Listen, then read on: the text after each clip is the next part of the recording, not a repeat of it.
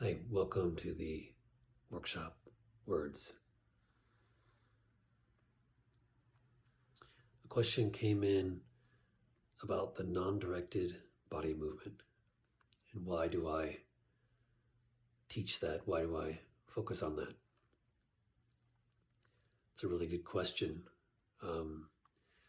Obviously I was a Zen monk in Japan and I spent a lot of time in the seated meditation. For one thing, I don't really think that the position really matters. Seated, standing, laying down, walking. These are all valid positions. These are all valid postures, etc. So it's not, for me, it's not so much standing versus sitting. That's not really interesting. It's more that they're both a venue to explore what's going on. And for me, I started the non-directed before I went to Japan. When I was in college, I discovered the non-directed body movement. I was having some physical issues.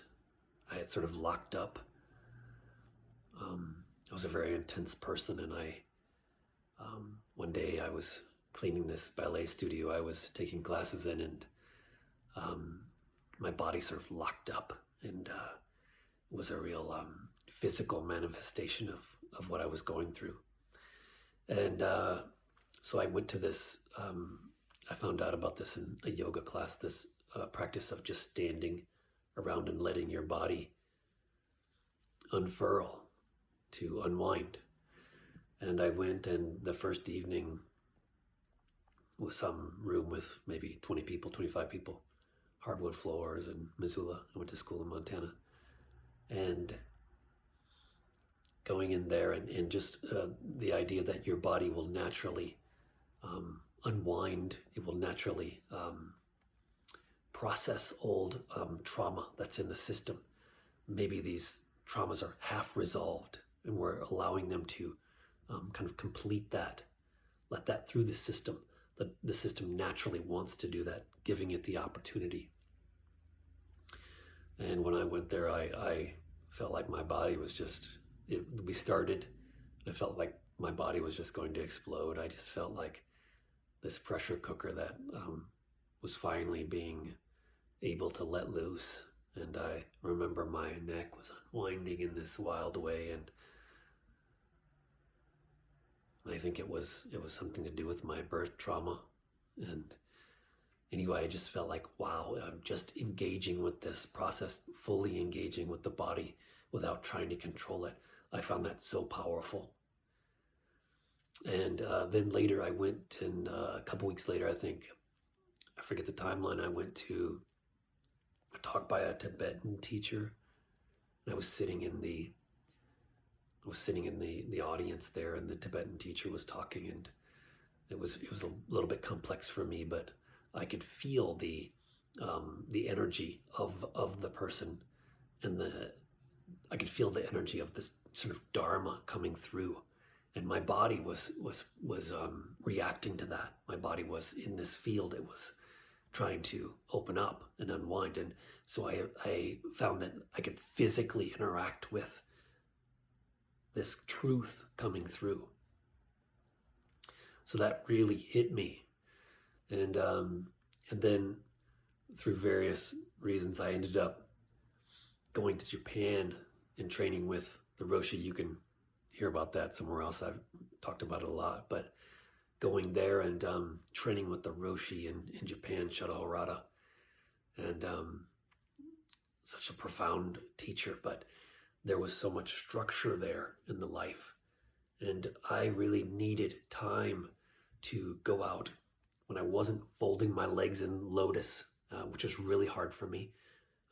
Physically sitting was really difficult for me. All those hours a day, I would go out in my little bit of free time, and I would just take the control out of the situation, and I would explore physically in what my body was doing in space.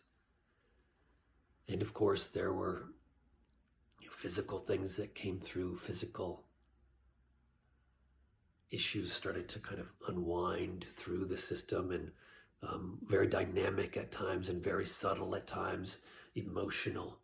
And you become nauseous. All this stuff starts to come through as you face it more and more and more. I needed that time of unstructured time to feel without somebody watching me, without someone judging me. And so that process started to deepen for me. And I saw that as I let go of my control, as I let go of my directing what was happening, my zazen, my meditation, seated meditation started to change. It started to see that as I let go of control, I took myself out of the driver's seat, something more interesting was happening. As I was more receptive to the environment, it started to permeate, started to kind of come to me. Everything started to come. Instead of me diving out at everything, as I stopped that, I just stopped, and I felt like the environment started to invade me.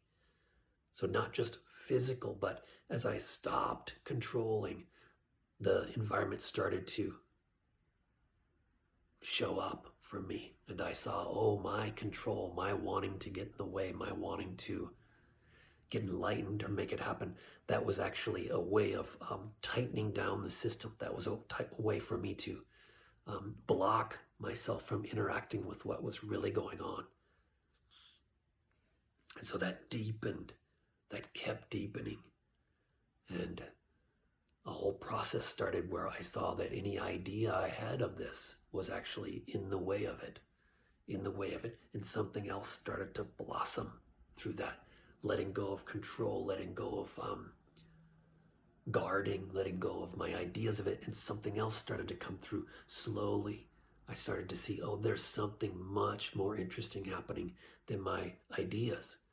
And the standing was my venue. I would go into the Zendo every day and practice, and then I would take my little time, and I could break all the rules. I could see, okay, do I need this? Do I need that? No, I don't. What's shining through when I stop? When I meet the environment, how do I remove that barrier between myself and the environment? And as I did that, I saw, everything is much more permeable than I had imagined. This field is melting, and I could be involved in that melting. I can meet the fabric of life all the time. And when I did that, this beautiful aspect started to come through. It wasn't even about me, wasn't about my skill or talent or how hard I was working or what a great monk I was. There was something much more interesting there all the time. And that started a process of faith, not blind faith, but experiential faith.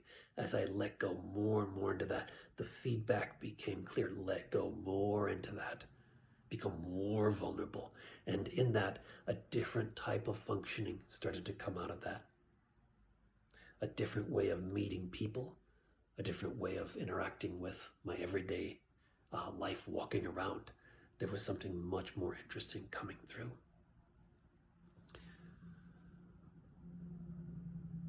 So I share that in my classes as a way to help students to begin to let go of all of the ideas they think they need to open up. Like, in order to get enlightened, I need to do this. I need to make this happen. All of my intensity, I need to kind of put that in that to get enlightened. And instead, seeing that if I stop, if I just see what's actually going on and I actually feel what's happening, really interesting things will start to emerge out of that. So I'm giving people permission to begin to explore internally how to meet that, how to let that come to them. And it's very scary for people at times. They're so used to being hypervigilant, diving out. How could I be receptive?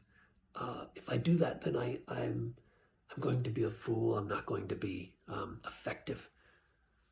And instead, as we receive what's happening, something else starts to emerge out of that. Something beautiful starts to happen. So that's what I'm sharing in the non-directed in classes. And the rabbit hole just keeps going deeper. It keeps getting more and more rich and more interesting.